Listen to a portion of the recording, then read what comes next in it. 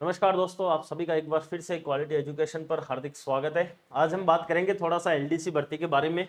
और एलडीसी के अंदर जो है वो चूंकि एग्जाम इसका है जुलाई के अंदर, और एलडीसी की अगर हम बात करें तो इसमें एक पद के ऊपर कितना कंपटीशन है, एक तो हम ये बात करने वाले हैं। और क्या एक सेफ स्कोर रह सकता है, उसके बारे में भी हम यहाँ पर बात करने वाले हैं।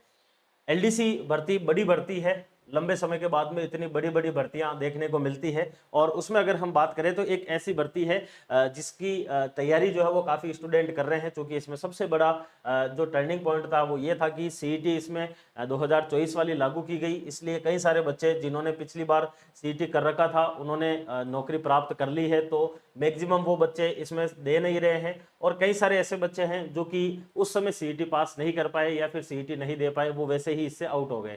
तो इस आधार पर वर्तमान में जो एलडीसी 2026 है इसमें ठीक ठाक कंपटीशन है, इतना ज्यादा भी नहीं है, पद भी अच्छे खासे हैं, इसीलिए नौकरी की संभावना यहाँ पर बढ़ जाती है। हम बात करेंगे एलडीसी 2026 के अंदर एक पद के ऊपर कितना कंपटीशन है और क्या इसके अंदर एक सेफ स्कोर जो है वो आप लेकर चल सकते हैं।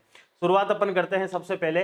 जैसा कि आप सभी को पता है कि इस बार जो एलडीसी की भर्ती आई है लगभग 10,644 पद जो है वो इसमें ऑल ओवर पद जो है वो रखे गए हैं। क्योंकि इसमें टीएसपी और नॉन टीएसपी दोनों के जो है वो पद है, जिसमें टीएसपी के लगभग 1002 पद है और नॉन टीएसपी के 9,642 के आसपास है। इसमें अलग अलग जो है वो डिपार्टमेंट वाइज इसमें पद रखे गए हैं, जैसे आरपीएससी का है, प्रशासनिक सुधार आयोग जिसमें सबसे ज्यादा पद है, कृषि विपणन निदेशालय है, राजस्थान राज्य कृषि विपणन है, राजस्थान प्रदूषण नियंत्रण, माध्यमिक शिक्षा बोर्ड, इन सब के अलग अलग जो है वो इसमें पद रखे गए हैं। और उस आधार पर जो है वो हम, चूंकि इसमें कंपटीशन जो है वो हम इस आधार पर नहीं देखेंगे कि डिपार्टमेंट वाइज कितना क्या है, हम एक तो कंपटीशन देखेंगे कि ऑल ओवर कितना क्या है, दूसरा हम देखेंगे कि कैटेगरी वाइज जो है वो कंपटीशन कितना है, और तीसरा हम देखेंगे कि मेल और फीमेल कैटेगरी के अंदर मेल और फीमेल वाइज कंपटीशन जो है वो कितना कितना इसके अंतर्गत निकल कर आता है। देखिए, सबसे पहले हम यहाँ पर बात करते हैं, एक आरटीआई लगाई गई थी बच्चे के द्वारा, जिसके अंदर बताया गया कि आपके लिपिक ग्रेड सेकंड जो है कनिष्ठ सहायक सीधी भर्ती 2026, उसके अंदर जो है वो श्रेणीवार कुल आवेदन पद कितने कितने मिले हैं उसके बारे में जानकारी दी गई है। यहाँ पर टोटल पद है, यहाँ पर एक बार मैं आवेदन बता देता हूँ, फिर अपन कंपटीशन के ऊपर चलेंगे। जैसे कि जनरल कैटेगरी के अंदर मेल जो है इनके टोटल फॉर्म आए हैं 13,722, और फीमेल के आए हैं इसमें 9,692, क्योंकि इसमें टीएसपी नॉन टीएसपी दोनों शामिल है। और हम जो कंपटीशन की भी बात करेंगे वो ऑल ओवर ही बात करने वाले हैं। टोटल की बात करें तो कुल जनरल के अंदर 23,414 फॉर्म आए हैं। ईडब्ल्यूएस के अंदर 43,272 मेल के हैं और 21,294 फीमेल के फॉर्म है। टोटल इसके अंदर आपके 64,566 फॉर्म आए हैं। एमबीसी की बात करें तो 26,833 मेल के फॉर्म हैं और 7,033 जो है वो फीमेल के हैं। टोटल इसमें 33,866 जो है वो फॉर्म आए हैं। ओबीसी की बात करें तो 1,62,153 मेल के फॉर्म है, 80,966 फीमेल के फॉर्म है। टोटल इसमें 2,43,119 फॉर्म आए हैं। सबसे ज्यादा फॉर्म ओबीसी में आए हैं, सबसे कम पद जो है वो ओबीसी में अकॉर्डिंग टू जो है वो आपके रिजर्वेशन रहे हैं। एससी की बात करें तो 86,857 मेल के हैं, 35,650 फीमेल के हैं। टोटल 1,22,507 इसमें फॉर्म आए हैं।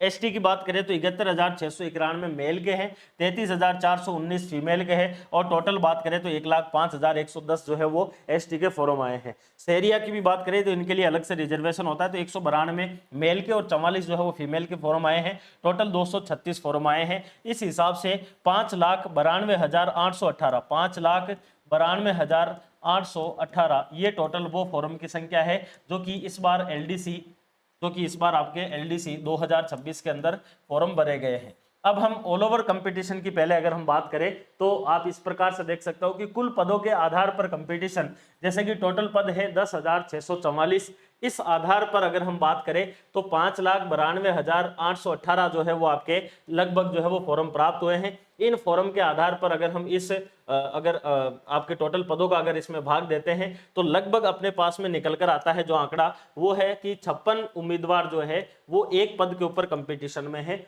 औसत कंपटीशन की अगर हम यहाँ पर बात करें तो प्रति पद के हिसाब से कितने हैं, 56, 56 के बीच में है, जो कि खतरनाक नहीं है। 100 से कम अगर है तो बहुत नेचुरल है, इसमें कोई इतना तगड़ा वाला कंपटीशन नहीं है। अभी हम जैसे जैसे कैटेगरी वाइज जाएंगे तो कई सारी ऐसी कैटेगरी है जो कि बिल्कुल सेफ मानी जाएगी। जैसे कि हम आगे चलते हैं, कैटेगरी वाइज जो कंपटीशन है इसकी अगर हम बात करें तो जैसे कि चूंकि जनरल का यहाँ पर मतलब इसलिए नहीं है, जनरल में जैसे कि आवेदन आए हैं 23,414 और जनरल के अनुमानित पद जो है वो इस बार है 4,230, क्योंकि जनरल में सभी लोग जा सकते हैं तो इसलिए यहाँ पर कंपटीशन का कोई मतलब नहीं रह जाता है।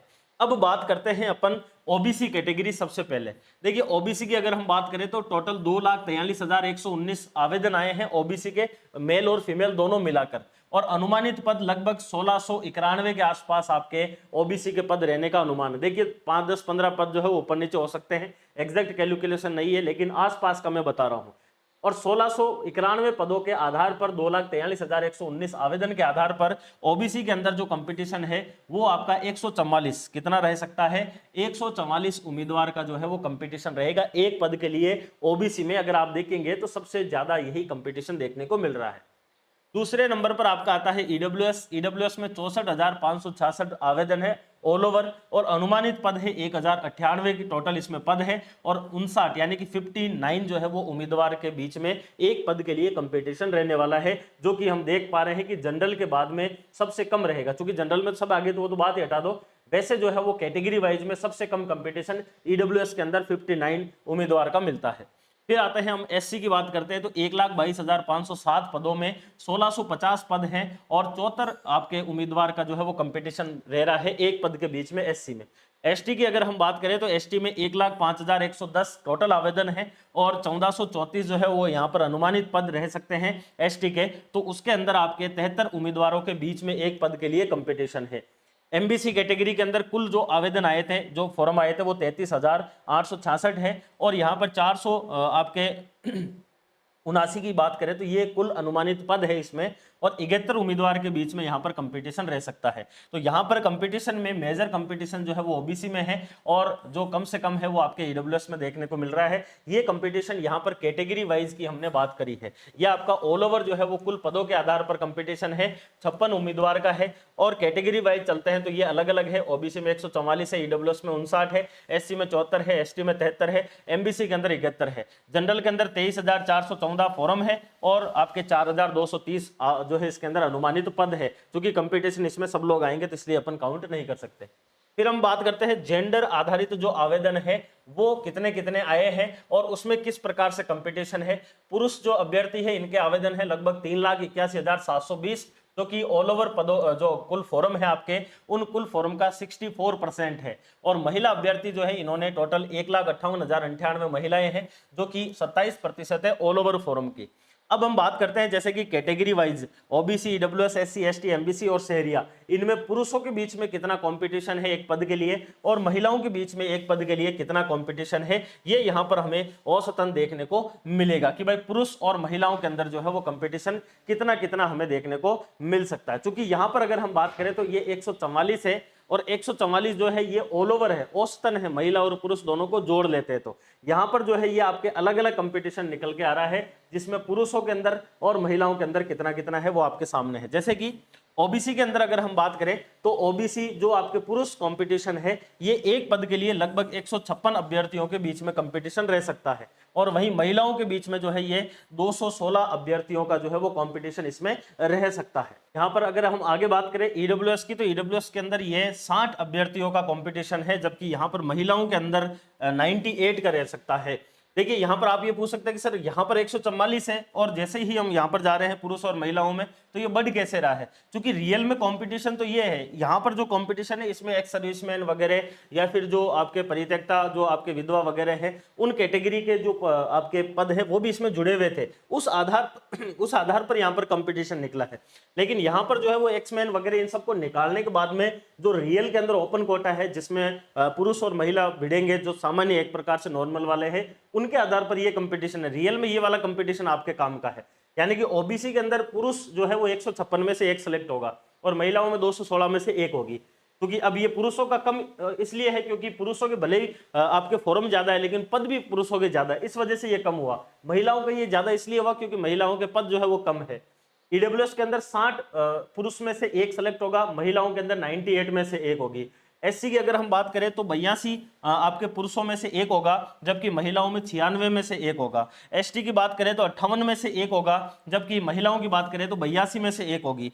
एमबीसी की बात करें तो 85 आपके पुरुषों में से एक सेलेक्ट होगा, और महिलाओं की बात करें तो 66 में से एक होगा। यहां पर थोड़ा सा वो रेशो जो है वो नीचे गया है। और शहरिया की बात करें तो यहां पर 5-5 अभ्यर्थियों के बीच में ही कंपटीशन रहेगा, चाहे पुरुष की हो चाहे महिलाओं की हो। रियल में जो कंपटीशन है वो ये वाला है। इस कंपटीशन के आधार पर जो है वो रियल के अंदर आपकी जो एक प्रकार से सिलेक्शन रेस है वो इसके बेस पर चलने वाली है, क्योंकि वहां पर कई प्रकार के जो पोस्ट है वो यहाँ पर क्या हुई है, निकली है। यहाँ पर आपको कम लग सकता है, जैसे ही आप यहाँ पर जाओगे रियल में ये वाला कंपटीशन आप सभी के सामने जो है वो रहने वाला है। एक इसमें आपके सभी का लास्ट प्रश्न जो है वो था कि इसमें सेल्फ स्कोर जो है वो क्या रह सकता है। सेल्फ स्कोर की अगर हम इसमें बात करें तो जैसा कि आप सभी को पता है कि पहले 2 पेपर होंगे जो कि आपके 100 नंबर के होने वाले हैं। 100 के नंबर के जो है वो 2 पेपर होंगे, जो कि ऑल ओवर आपके 200 नंबर के पेपर होंगे। तो सेल्फ स्कोर की अगर हम मोटा मोटा बात करें तो मेरा तो यही कहना है कि आप इसमें 200 में से जो है वो 140 से 150 नंबर ये वाला आप टारगेट लेकर चलिए कि 140 से 150 जो है ये आपका स्कोर रहे। कोशिश करना है 150 प्लस तक भी चले जाए तो भी कोई नुकसान वाली बात नहीं है, लेकिन जनरल कैटेगरी के बच्चे को 140 से 150 का टारगेट जो है वो लेकर चलना चाहिए। और बाकी पेपर के ऊपर डिपेंड करता है, क्योंकि अधीनस्थ बोर्ड का पैटर्न जो है वो वर्तमान में बदल रहा है, तो उस आधार पर भी हो सकता है कि कठिन पेपर आ जाए तो कट ऑफ नीचे आ सकती है। बाकी ऑल ओवर अगर हम बात करें, इसके बाद में आपके 100 नंबर के आसपास का वो टाइपिंग वाला टेस्ट है, तो वो भी डिपेंड करता है, क्योंकि उसमें भी कई सारे बच्चे फेल होते हैं, लेकिन आपको इतना सफिशिएंट टाइम मिलेगा कि आप उसमें अच्छे से तैयारी करके और आराम से नंबर लेकर आ सकते हैं। लेकिन मेन अभी है आपके दोनों पेपर। जो आपका सब्जेक्ट वाला पेपर है हिंदी और इंग्लिश वाला, उसमें आप अच्छा कर सकते हैं। मैथ और साइंस के अंदर अच्छा कर सकते हैं। जीके में आप स्पेशली राजस्थान भूगोल और अर्थव्यवस्था के अंदर बहुत अच्छा कर सकते हैं। और इसी के लिए आप सभी के लिए एलडीसी 2026 के लिए, चूंकि राजस्थान पेपर जो आपका जीके वाला पेपर है उसके अंदर राजस्थान की ज्योग्राफी और राजस्थान की इकोनॉमी ये आपके लिए चुनौतीपूर्ण है, और संभवतः यहां से आपके लगभग 25 से 30 के आसपास जो है वो क्वेश्चन आपको देखने को मिलेंगे। और इन क्वेश्चनों को ध्यान में रखते हुए क्वालिटी एजुकेशन के द्वारा आप सभी के लिए एक पुस्तक लाई गई है, एलडीसी 2026 राजस्थान भूगोल एवं अर्थव्यवस्था। ये पुस्तक ऐसी पुस्तक है जो आपके लिए बहुत महत्वपूर्ण रहने वाली है, जिसमें बजट 2026-27 और आपके आर्थिक समीक्षा 2025-26 इन दोनों को अपडेट इसमें शामिल किया जाएगा, जो कि स्पेशली आपके भूगोल एवं प्राकृतिक संसाधन, जिसमें आपके भारत का भूगोल का एक टॉपिक लिखा हुआ है वो भी इसमें रहेगा, राजस्थान भूगोल रहेगी, फिर राजस्थान का औद्योगिक विकास रहेगा, राजस्थान के अंदर कृषि एवं आर्थिक विकास रहेगा। ये ऑल ओवर जो है वो आपके 30 क्वेश्चन के आसपास तक का कंटेंट जो है वो कवर करेगा। बुक के ऊपर काम चल रहा है, काफी बच्चों के बार बार मैसेज आ रहा है। हमारी कोशिश ये है कि संभवतः इस पुस्तक को अगले 5-7 दिनों में आपको उपलब्ध करवा दिया जाए, लेकिन फिर भी मैं ये कहूंगा कि आप मैक्सिमम जो है वो 10 दिन और इंतजार कर लीजिए।